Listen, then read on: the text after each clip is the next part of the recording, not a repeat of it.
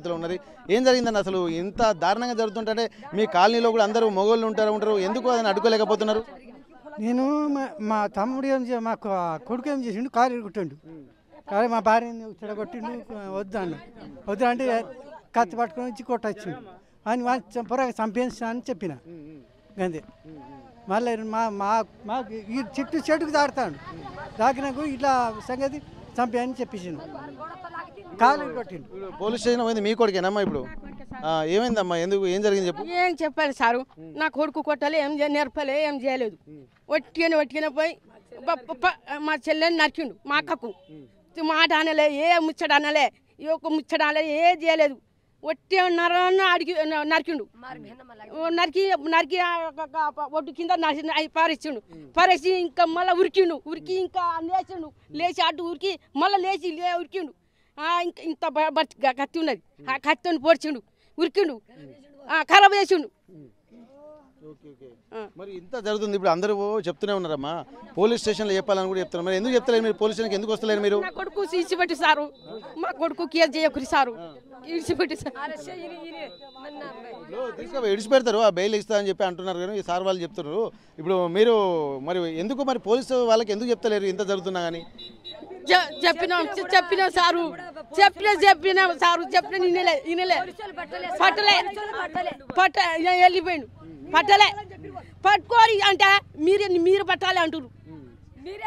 మీరే పట్టాలి, మేము పట్టం, మీరు ఉండి ఎందుకు అంటారు. వాళ్ళు ఎక్కడున్నారో మీకే తెలుస్తుంది కదా అమ్మా, మీరు సమాచారం ఇస్తేనే కదా వాళ్ళు పోయేది. మీరు వాళ్ళు ఎక్కడున్నారో, ఎక్కడెక్కడ తిరుగుతాడో మీకే ఎక్కువ తెలుస్తుంది కదా వాళ్ళందరికంటే. మాకు తెలియకుండా పోయిండు సారు, మాకు తెలియకుండా తెంకుపోయిండు.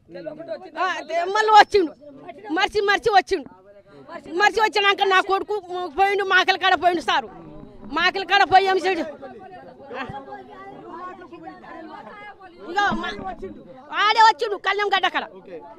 ఇక్కడ ఊరి పెద్ద మనిషి ఉన్నారు. అసలు ఇంత జరుగుతుంది కదా, ఇంత జరుగుతున్నాయి, ఇన్ని రకాల ఇబ్బందులు ఎదుర్కొంటున్నారు మీరు. మరి ఆయన అందరూ మంచిగానే ఉన్నారు, ఆయన ఒక్కడెందుకు ఇట్లా తయారైండు? ఎట్లా అయిందంటే సార్, అప్పుడు ఇక్కడ లేరు వాళ్ళు కరీంనగర్కే ఉన్నారు.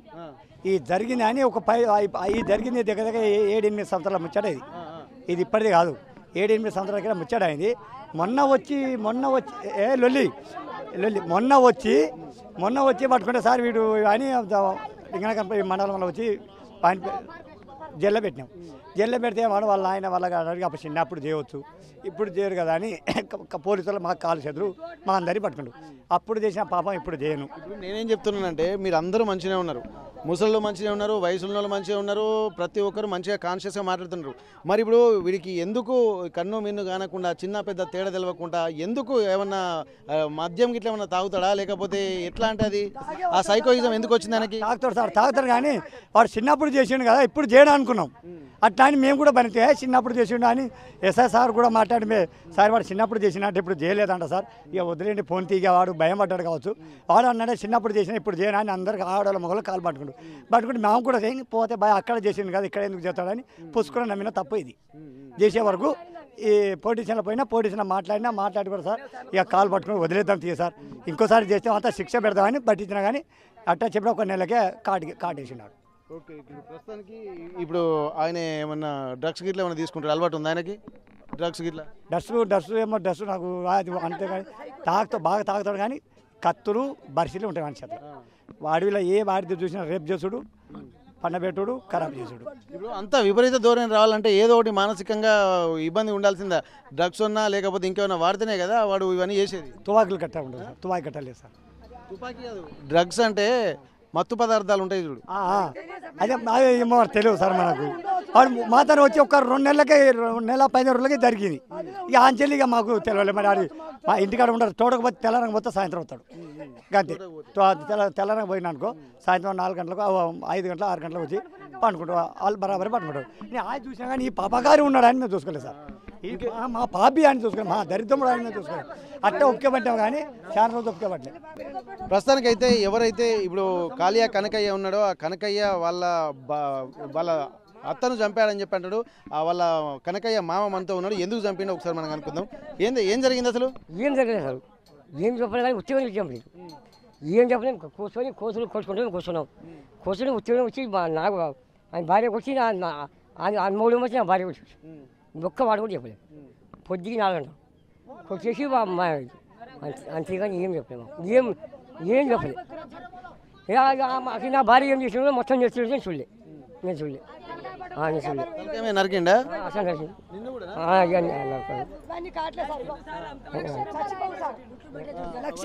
ఇగోసారి వీళ్ళు తన ఎట్లా చేసిరంటే వాళ్ళు శుద్ధాల కాడ ఉండరు సాయంత్రం అంటే 6 గంట 6:30 అవుతుంది ఆ పంతరం ఏం చేసిండు వాళ్ళ నాన్న వాళ్ళ సొంత బామ్మర్ది వాళ్ళు పోయి బండి కొన్నారు బండి కొని వాళ్ళు ఆడ తాకుండా కూర్చుని నేను బండి ఇట్లా ఎంత స్పీడ్ కూతుందో నేను నడిపించి చూసి మళ్ళీ వస్తా అని చెప్పేసి బయటికి వెళ్ళి వీళ్ళకు అన్నం తినుకుంటా కూర్చుంటుంటే మరి వీళ్ళ భార్యను గుంజుకపోయి పట్టుకుని వీనికేసి స్పాట్లో వీనికి పండబెట్టిండు గేరు వచ్చి కింద అడ్డం పడ్డాడు భార్యను తీసుకుపోయి అంత నష్టం చేసి ఇక్కడికి వెళ్ళి గొడ్డు ఈడ నరికిండు నడితే ఈ స్పాట్ జీవితం పోయింది దాన్ని గుర్ర గుంజుకపోయి అది వరం కింద వేసి మళ్ళీ ఎగిలిబారంగా చచ్చిందా లేదా అది బతికి ఉందా మళ్ళా అని ఎగిలిబారంగా వచ్చి మళ్ళీ చూసి దానికి కాలు మీద కాలేసి చేసి పండబెట్టి వెళ్ళిండు సార్ అక్కడ ఆ ఊళ్ళో గౌడు అందరు చెప్పి నేను పోయిన ముందు నాకు వదినైతే సార్ నేను 50,000 ఇప్పించిన సార్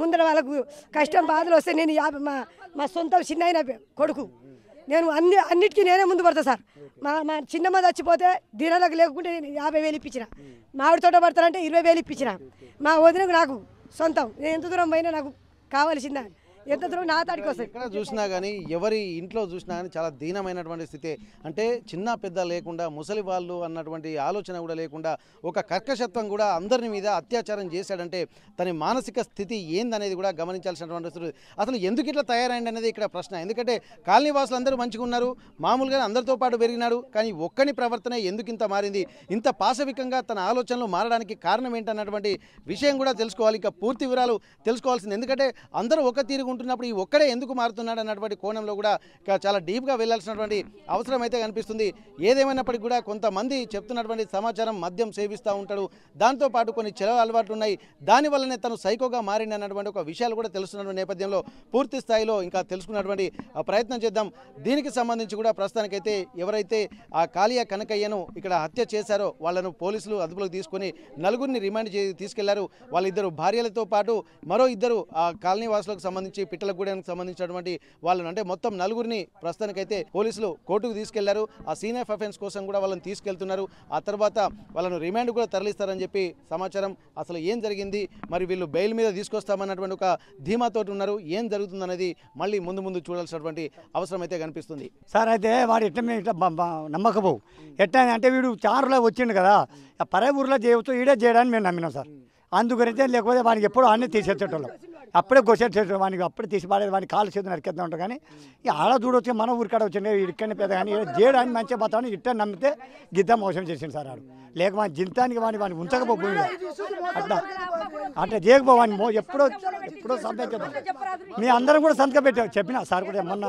అందరం సంతకం పెట్టాం అందరు చెప్పినాం సార్ అందరు పెట్టి సంతకాలు పెట్టే చేసినాం చేయడానే పోలీస్ స్టేషన్లో పోయినాక చేయడం అనుకున్నాం కానీ ఇట్లా తయారవుతాడని మేము కూడా అనుకోలేదు సార్ ఇప్పుడు వాళ్ళ అమ్మ నాన్న ఏమంటున్నారు ఆయన మీద వాళ్ళ అమ్మ నాయన ఏమంటుంటే సార్ వాడు ఏడ పోయినాక దొరికితే నా కొడుకు నా కాదు అందరు కలిసి నరికి ఇబ్బంది పెట్టి అన్నాడు గదే పోటీ నేను పోయి నేను సంతకం పెట్టి అందరు ఇచ్చిపెట్టే ముచ్చట నాది ఏది దొంగ ఊరిపోయింది సార్ వాళ్ళ నాయన వచ్చి పెట్టిండే సంతకం రాలే సార్ సంతకాలు కూడా పెట్టిపోయి నా కొడుకు మళ్ళీ ఏమైనా జరపితే నా కొడుకు పట్టుకొచ్చే నరకాలి అని నాయన చెప్పి గవ సంతకాలు పెట్టి ఇది నరకమంది తీసుకుపోయిండు ఆడ దుబాక మన దమ్ముకుంటా ఆడపోయి దాగి మన పోలీసులు పోయినా కానీ దొరకలే ఆఖరి అంత మర్చిపోయినగా వచ్చి ఈడ 2-3 చంపేసిండు అందరూ వచ్చిండు అందరు కలిసి ఊరో ఒక మనిషి లేకుండా అంత పోయి కొట్టిరు కట్టెతో గురి చంపేసిండు జున్నుబాయి చంపేసినప్పుడు మన గుండాల పోలీస్ స్టేషన్ నుంచి వచ్చిరు సార్ గుండాల పోలీస్ స్టేషన్ నుంచి వచ్చినాక మా పిల్లలు ఏం చేసి వాళ్ళు ఆ గుండాల స్టేషన్ల పోలీసు వాళ్ళు కూడా గుండాల పోలీసు వాళ్ళు నలుగురు మా పిట్టలగూడ నుంచి 4 పిల్లలు తీసుకుపోయి మన జమ్మికుంట హుదరాబాదు పోయి మొత్తం దేవులాడితే ఆయాల దొరకకుండా మళ్ళీ సిద్దిపేట పోయి ఫోన్ నెంబరు మన గ్రామ పంచాయతీలో ఊళ్ళో పోయి వాళ్ళ ఫోన్ నెంబర్లు అడ్రస్ మేము ఉంటాం కదా ఇక్కడ బతాం నాయన టోటల్లో ఎక్కడైనా ఉంటే ఈ మనిషి ఉంటే ఈ పలాని మనిషి అని ఫోటో చూపెడితే ఈ మనిషి దొరికితే మీకు ఏమైనా ఇస్తాం నాయన మాకు చూపెట్టరు అని అడ్రస్ బట్టి ఆ పొలగాలు మళ్ళీ అడ్రస్ ఇచ్చి వచ్చినాక ఒక 15 రోజులకు మళ్ళీ అడ్రస్సు టోటల్ ఉన్నది ఇట పలాని జాగాలో ఉన్నారు గిదే ఆడేరా ఇక్కడ ఉన్నాడు మీరు ఆ మనిషా ఏ మనిషా మీరు చూసుకుందరారా అని మన సిద్దిపేట ఊరోళ్ళు పిలిపియంగానే దాని పక్కకు ఊరు ఉంటుంది ఒక గ్రామ పంచాయతీ ఊరు ఉంటుంది ఆ ఊర్లో పిలిపియంగానే పోగానే చుట్టూ గోడ ఉన్నది ఒక రూమ్ ఉన్నది పెద్ద తోట అది అడవిలా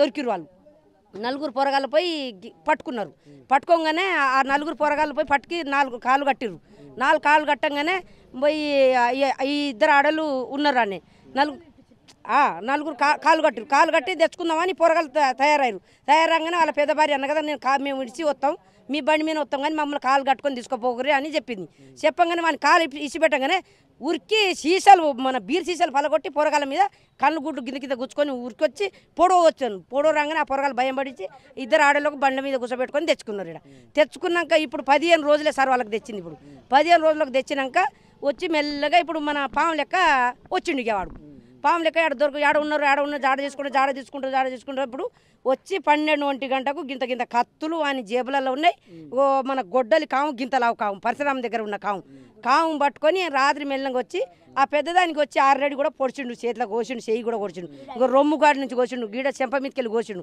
అది కయ్య మొత్తుకోగానే మా ఇంట్లో ఉన్న వాళ్ళు అందరం లేచి ఇప్పుడు ఎందుకు చంపేస్తారు ఏమైంది గింత పాపలో గింతల్లో దొంగడు ఎట్లా వచ్చిండు అని అందరం లేచినాం సార్ అందరం లేచే వరకు దబ్బున అందుకున్నారు మా పిల్లలు అందుకొని కాలు కట్టే వరకు ఆ పిల్ల ఆశక ఆపక నా రక్తం గింత పోతాను నన్ను కూడా చంపేతారు ఉన్నాడు ఇక మా అవ్వ కూడా చంపాడు నన్ను కూడా చంపుతాడు అని మీరు అందరు ఎల్లురని ఇక గింతరా గుండురాయి మొదలు ఎత్తేసి శిశు రోడ్డు మీద నెత్తి వలిగింది ఆల్రెడీ పోయిండు వాడు పోయినాకనే పోయి ఆశగా ఆ రేసానికి ఆపక మా చిన్నమ్మకు అయ్య అనొచ్చు అమ్మ అనొచ్చు దండ పెడతా అనొచ్చు కాలు మొక్తా అనొచ్చు నువ్వు గిట్ట చేసి నరకం చేసినవారు లంజ కొడక ఇప్పుడు నీ పీనుగా కూడా నేను